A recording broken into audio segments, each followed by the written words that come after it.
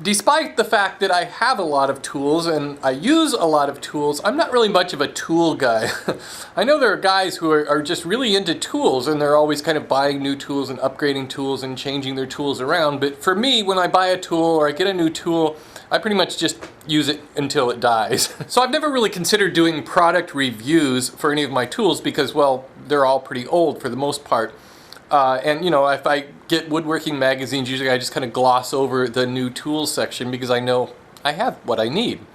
But I thought this time I would do a review of my new table saw that you guys got for me because if you're out in the market for a new table saw, this might be of some use to you. So what I have is the Porter Cable. It's the model PCB270. Here's the manual for it. That's how I know the model number because I don't really know that off the top of my head. I wanted to show you this though. Right here. Warning for all of us in California. Because of Proposition 65, now, you know, we're all gonna die. Everybody else, you're fine to use this saw. And here it is with my cat keeping guard of it.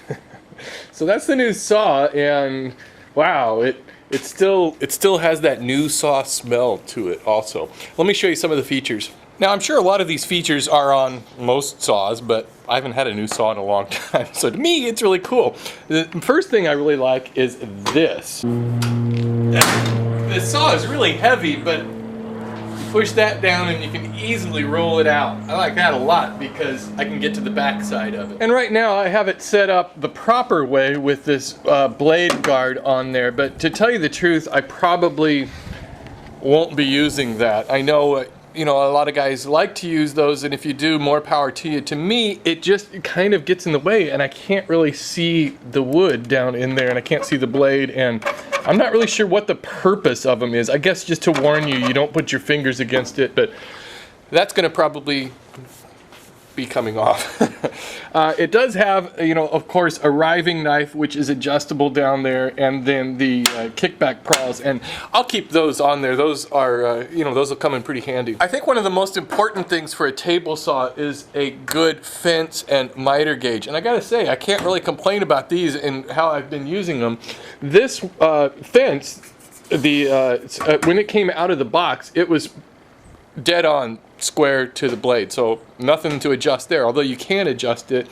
And the miter gauge, same thing there. I like the miter gauge because it has positive stops on, you know, 0, 15, 30, 45, and 60, and it slides really nicely, and there's really no wiggle room on it at all. In order to change the blade and to remove the insert, you have to remove this kickback pawl on here, which is actually kind of difficult to remove. I suppose I'll get used to it, but there it goes, like that. I don't know, maybe other saws are like that, I just don't know. But it's not that much of a pain, and then the insert plate just pops off like that, so you can get to the blade. Here's what it looks like down inside where the blade goes. It's got this, you know, pan down there that connects down here to this dust collection port. Now that is really cool because I've never had anything like that before, and it hooks right up to my shop vac and sucks out all of the dust and saves a lot of time in cleaning up my shop. I didn't use it on my video. I probably won't use it on the videos just because the shop vac makes so much noise, but the saw itself, it purrs. You want to hear it? So yeah, check this out.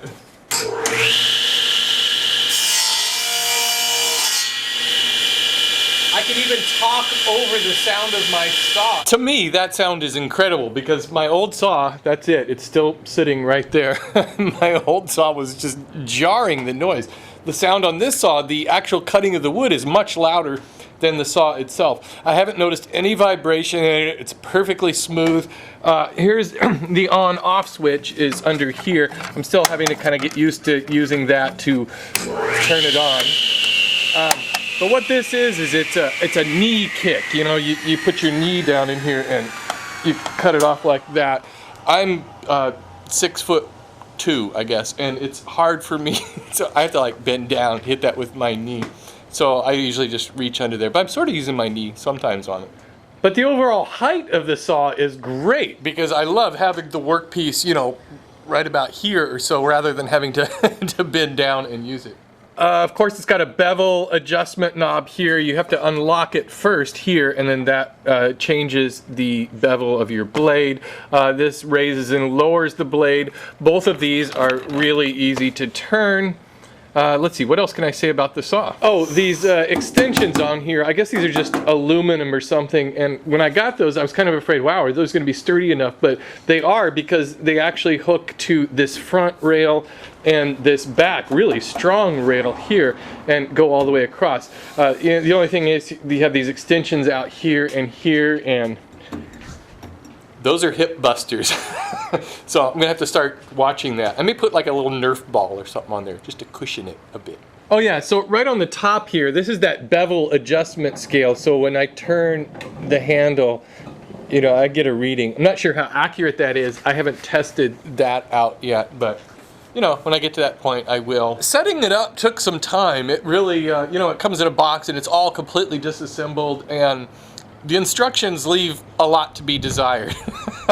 I don't know who writes those instructions, but it was kind of really difficult to figure out what screws go where and everything. But I ended up getting it all together right. The front rails, they actually sent me the wrong sized screws, and I couldn't quite figure out why that wasn't working. So I'm sure that was just with my saw. So I just made a quick trip up to the hardware store and got the right ones, and you know, put all that on just fine. So yeah, the Porter Cable saw is a pretty damn awesome saw.